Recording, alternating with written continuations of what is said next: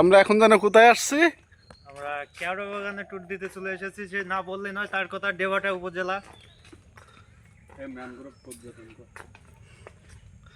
দেখি ঘুরে দেখি কি কি আছে চারিদিকে। দেখতে পাচ্ছি অনেক অনেক জঙ্গল, যেন মনে হচ্ছে সুন্দরবনের মতো।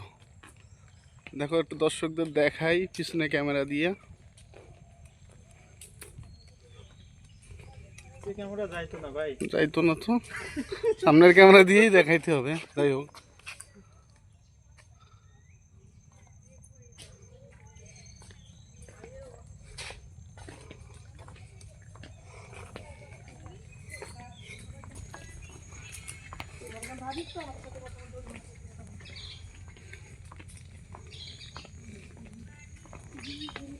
ছবি তোল।